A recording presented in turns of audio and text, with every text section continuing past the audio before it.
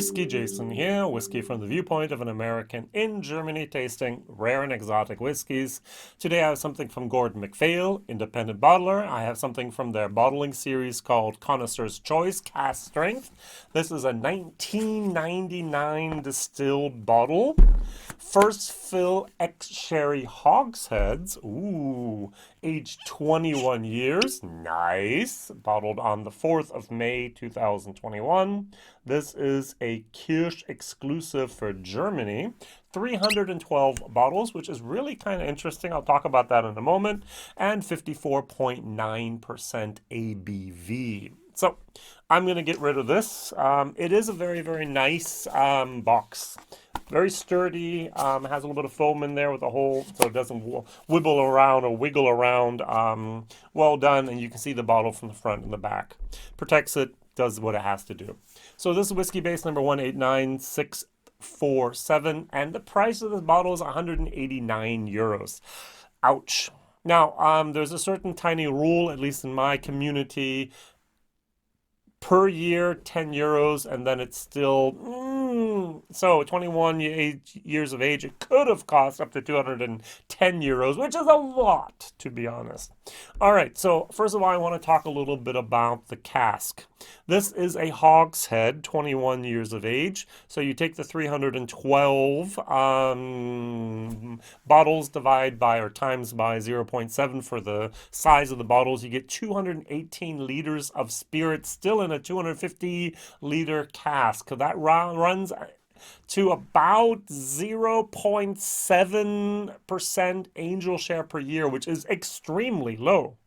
All right, 2% should be about the average. So we should have lost much, much more spirit. For some reason, it didn't. Was it because of the thicker staves? Was it because that it was stored in a very constantly temperatured place, maybe in the basement somewhere? Are there other factors involved that I have no idea about? Yes, yes, and probably yes. All right, so that was very, very nice. Now, I've tried this. I did a video about this in German, and I must admit I am in love. All right, so I'm going to just smell it. Oh. Now, in my experience at the moment, all right, so I try to classify sherry casks, usually almost always seasoned, sherry cask into three main, very, very, very big categories. We have the newer cask, which a lot of the a lot of the finishing people are using at the moment. And the sherry turns out, makes the whiskey dark like Coca-Cola. I call those syrup sherry casks. I'm not sure if they cook down that sherry a little bit or do something in that order. That's why I just call them sherry. And then you have a lot of whiskeys basically from around the ages 2005 up to about 2015. Anything that was filled in a sherry cask in that area often, not always, but often has a sulfur note to it, which I dislike. They didn't learn, they didn't think about, they didn't know that you could actually use chilled or cooled refrigerated containers to move casks. Yes, it costs more, but the quality of the product is so much better if you don't put that sulfur candle into those sherry butts and those sherry hogsheads. A hogshead is something they do not use in the sherry industry. This was especially made here for the whiskey industry. Just a little point of view. And then anything often before 2003 and backwards, you often have a very nice sherry. And this is the nice sherry moment. I love this. I'm actually going to say I think that there was some European oak involved in this hogshead. Don't know. Doesn't say. It just says here, first fill, sherry hogshead, cask number 166033803. On the screen, it's bigger than the bottle, and I need my glasses. So what am I going to compare it to? I actually had something else, but then I just smelled this, and I was like, I was set back to my Glendronach 821. I could have picked the 18, is there, but I went for the 21 instead. Why? Because I like both of them, and I think this has a little bit more of that age. Now, I have many friends that say, oh, I like the 21 better than I do the 18. Well, I'm going to tell you a little tiny bit of a secret. Often the 18-year-old is not, at least from the older bottles, is not 18, it's older.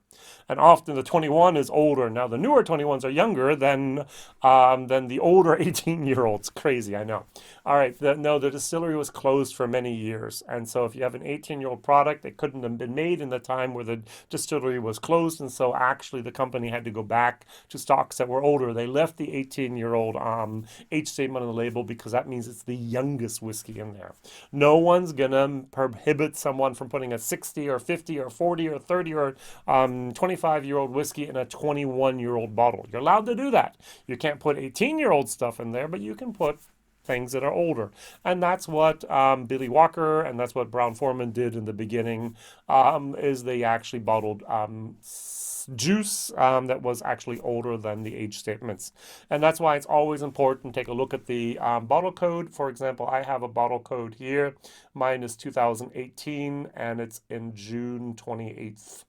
All right, so this is a 2018, and many people have said that the 18-year-olds were some of the best 21 Glendronachs out there. Oh, I need to pour. Now, the bottle's only been open a few weeks. I'm sorry, my old bottle I've shared, and so I had to open up a new bottle. And so this is almost the same level here, and we're going to see. All right, first of all, the color. Look at this color. Both of these are me like a type of mahogany. There's Brazilian mahogany and there's Indonesia. I think, if I remember correctly, back to my woodworking days from Brazil, it was a little bit darker. Mahogany. Okay, mahogany would be the German pronunciation. Mahogany. All right. On the nose. Oh, yeah. This is actually going to be an A minus whiskey. People keep on asking me, Jason, do you have any A whiskeys? Ta-da! Ta-da! And the comparison whiskey actually would be the Redbreast 21. Ta-da! Those are all A whiskeys for me, all right?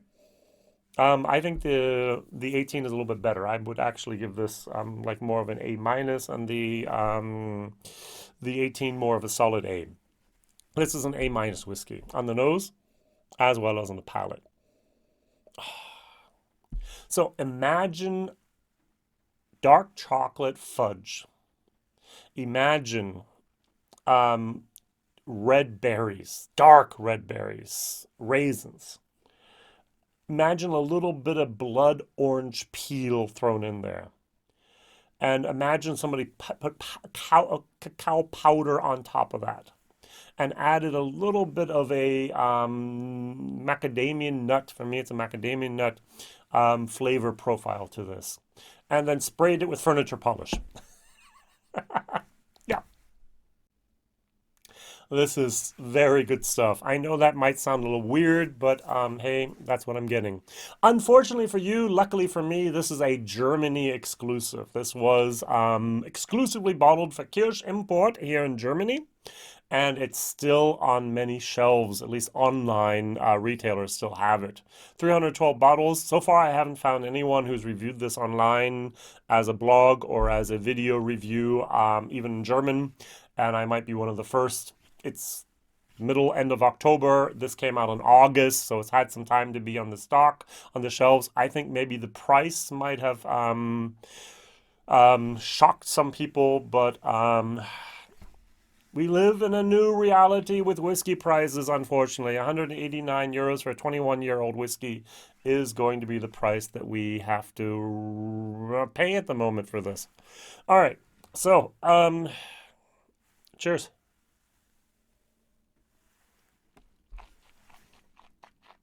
Hmm. Hmm. Hmm. Oh, yeah.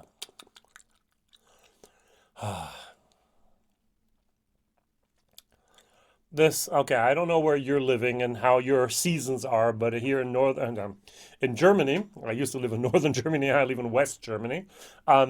It's 50 degrees Celsius, 10 degrees Fahrenheit. It's raining, it's fall. This is the perfect whiskey for this time of year. Some of you might prefer more a peated, smoky whiskey, but I prefer the sherry bombs. Oh, it's so good. that dark chocolate, that fudge, those raisins, those prunes, the nut, the orange peel, the chocolatey cacao powder, everything's in here. This is fantastic. And there's no need for me to put some water in it. It's absolutely perfect the way nature and Gordon MacPhail intended it to be.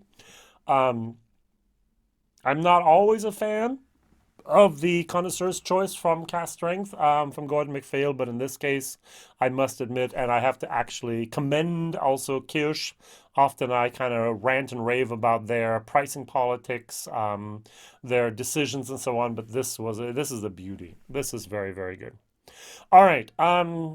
Over here, we're talking about a bottle that's running around in Germany. Are we at the 160 euro mark yet? Glendronach 21. So, yeah, 170, 180. Ouch, I didn't even know it was that expensive. 200. Wow, the Glendronach is now 200. I really need to increase my prices on my price list. Okay, this is 200 euros, 198 euros at the moment. So it's actually 10 euros cheaper than this. So this was going to be a bargain. It tastes better.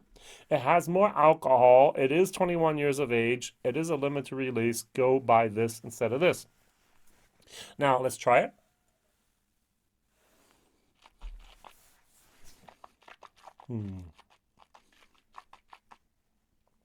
Very good. Not as much alcohol, not as much flavor, but it's got that dark chocolate. It's got that fudge. It's got that that sweet sherry here. It's got the fruit. It's got the plums. It's got a little bit of maybe of a cinnamon. And it's definitely got some nuts in there. Very good. Now, when I do my value for money, now this is, I said, an A- in taste. All right. This is also around the B++, A-, minus moment, the 18 usually a little bit better. Then we go to the value for money. Now, there are certain people that have certain price limits. When I started buying whiskey, my first price limit was 30 euros. Then it was 40, 50. Then it was 70, 80. And then it was 100 to 120. And then it was 150 to 200. And today, even now, I hardly ever buy a bottle over 200 euros. I just do not think that its return on investment will ever be worth it. I can get much better stuff for a better price for the mouthfeel, for the taste experience, for everything I'm getting. Now, will I buy a little sample of something that's much, much more expensive as a bottle price? Yes, but that's something I splurge on. But the thing that I buy, the most expensive bottle that I buy and rebuy is Redbreast 21. Redbreast 21 is my Christmas whiskey, my birthday whiskey, my special events whiskey, all right? And so the Redbreast 21 at the moment over here in Germany, I'm going to be paying about 140 euros for it. All right, so this is 40, 50 euros more expensive. Now, if you are in the market for buying whiskeys of 120, 150 euros, this is the bottle you should buy next, all right? So if you're in the market of buying 30 to 50 euros bottles, don't even think about it. All right, it's almost the same thing. You go to a car lot, you need to go buy a new car. What are you going to buy? Are you going to buy a car for 10,000 euros? Or are you going to buy a car for 80, 90,000 euros? There's a difference in the depth of our pockets. This is one of the things where people go out and buy a high class, expensive car and don't think about it. They buy high class, expensive whiskey. They don't think about it. And of course, I'm not going to do that. I'm going to be in the 10,000 minus category for my cars, used and so on. I love buying cars from little old ladies. They drove them for 4 to 5 years to church and maybe to grocery shopping, and that's it. And then I buy them. I get to run them to the ground and then buy the next one 3 or 4 years later. So that's my strategy. Hey, now you know what that is. So this is not also something I normally would never say, hey, oh, it's Friday night. I don't have anything going on. I'm going to give myself a pour. No, it's too expensive. This is not something I pour myself. All right, the same thing here, even though I'm thinking about putting this into a tasting one day because I love this. All right, A- for value for taste and for value for money, a C-. All right. So why? Because it's just the factor of the money here. 180 euros. A, why haven't you bought it? B, buy it. C, you can buy it if you want to. You can buy it if you want to. Value for money, okay. Taste, yummy, yummy, yummy.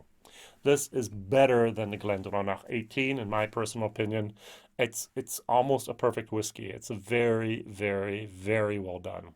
Oh, and by the way, Glentauchers, I haven't talked about that at all. That's a very interesting distillery, Pernod Ricard, and their local subsidiary is called Chivas Regal.